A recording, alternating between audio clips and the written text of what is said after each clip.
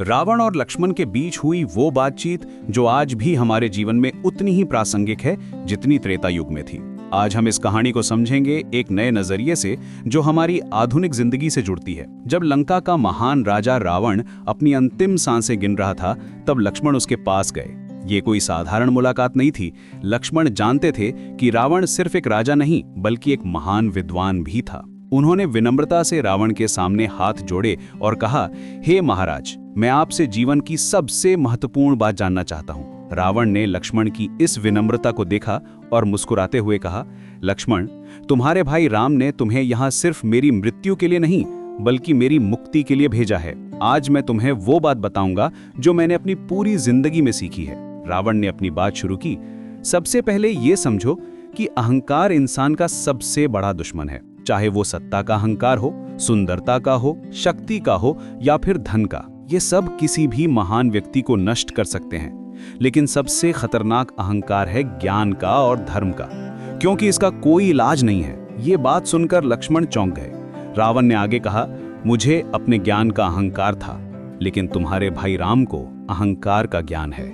यही फर्क है विद्वान और विद्यावान में। विद्वान व्यक्ति अपने विद्वत्ता के कारण अपने मित्रों को भी शत्रु बना लेता है, लेकिन विद्यावान व्यक्ति अपनी विनम्रता के कारण शत्रुओं को भी मित्र बना लेता है। आज के जमाने में भी हम देखते हैं कि कितने लोग अपनी थोड़ी सी जानकारी या सक्सेस के कारण घमंडी हो जाते हैं। सोशल मीडिया पर, ऑफिस में या फिर अपने रिलेशनशिप्स में ये ईगो हमें कितना नुकसान पहुंचाती है। रावण ने एक और महत्वपूर्ण बात कही। उन्होंने कहा, लक्ष्मण, दोस्ती भले ही अपने बराबर वाले या अपने से कम लेवल के लोगों से कर लेना, लेकिन दुश्मनी हमेशा अपने से बेहतर व्यक्ति से करना, क्योंकि जितना बड़ा और गरिमापूर्ण हमारा शत्रु होता है उतनी ही बड़ी प्रतिष्ठा में मिलती है। ये बात कितनी गहरी है। आज भी हम देखते हैं कि सक्सेसफुल लोग अक्सर अपने कॉम्पिटिटर्स को रिस्पेक्ट करते हैं, क्योंकि वो जानते हैं कि कॉम्पिटिशन उन्हें बेहतर बनाती है। रावण ने कहा, इस जगत में जो कुछ राम से जुड़कर प्राप्त नहीं हुआ उसे मैंने राम से लड़कर प्राप्त कर लिया। उन्होंने कहा, वो हमारा शत्रु ही होता है जो अपनी उपस्थिति से हमारे अंदर सोई हुई एनर्जी को जगाने का काम करता है। इसलिए शत्रु तिरस्कार का नहीं, नमस्कार का पात्र होता है। रावण की ये बात सुनकर लक्ष्मण को एहसास हुआ कि कैसे चैलेंजेस हमें ग्रो करने पर मजबूर करती हैं। प्रदीप, ये बात आज भी उतनी ही सच है। हमारे करियर में, पर्सनल लाइफ में जो लोग हमें चैलेंज करते हैं वो एक्चुअली हमारी हिडन पोटेंशियल को बाहर निकालते हैं। रावण ने आगे कहा, कभी दिल से अपने शत्रु को नमस्कार करके देखना, वो तुम्हारा परिष्कार कर देगा। और हां, महत्वपूर्ण व्यक्ति बनने की बजाय उपयोगी व्यक्ति बनना ज्यादा फायदेमंद होता है, क्योंकि जो उपयोगी होता है वो जीवन भर महत्वपूर्ण बना रहता है। ये कितनी प्रैक्टिकल एडवाइस है। आज के कॉर्पोरेट वर्ल्ड में भी हम देखते हैं कि जो लोग जेन्युइनली हेल्पफुल होते हैं वो लॉन्ग टर्म में ज्यादा सक्सेसफुल होते हैं। रावण ने भक्ति के बारे में भी बताया। जब हम कामना से भरकर भगवान की उपासना करते हैं तो भगवान हमें वो देते हैं जो हमें अच्छा लगता है, लेकिन जब हम भावना से भरकर उपासना करते हैं तो भगवान हमें वो देते हैं जो उन्हें प्रिय होता है। लीडरशिप के बारे में रावण का एक और गोल्डन रूल था।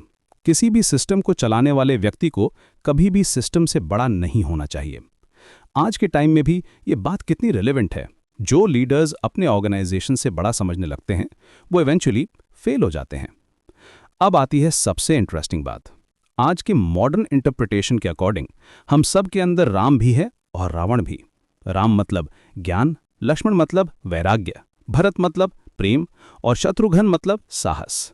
जब हम इन सभी क्वालिटीज को डेवलप करते हैं तो हमारा अंदरूनी अयोध्या बन जाता है।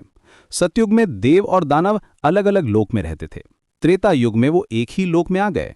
द्वापर युग में एक ही परिवार में रहने लगे और आज कलयुग में तो देव और दानव दोनों एक ही शरीर में रहते हैं, हमारे अंदर। रावण ने अंत में कहा, लक्ष्मण का मतलब है वो मन जो अपने लक्ष्य पर फोकस्ड हो। और याद रखना, रास्ता कभी एक नहीं होता, लेकिन मंजिल हमेशा एक होती है। ये कॉन्वर्सेशन सिर्फ एक माइथोलॉजिकल स्टोरी नहीं है, ये हमारे डेली लाइफ का साइकोलॉजी है। हम सबके अंदर ईगो है, इनसिक्योरिटीज हैं, लेकिन साथ ही विजडम भी है, कंपैशन भी है। जब हम अपने अंदर के राम को जगाते हैं तो रावण ऑटोमैटिकली राम में मर्ज हो जाता है। आज के कंपेटिटिव वर्ल्ड में जब हम अपने राइवल्स को रिस्पेक्ट करना सीखते हैं, जब हम अपने ईगो को कंट्रोल करते हैं, जब हम यूजफुल बनने पर फोकस करते हैं इंपॉर्टेंट बनने के बजाय, तब हम वो विजडम अप्लाई करते हैं जो रावण ने अपनी लास्ट मोमेंट्स में शेयर की थी। ये कहानी हमें सिखाती है कि हर इंसान में अच्छाई और बुराई दोनों हैं।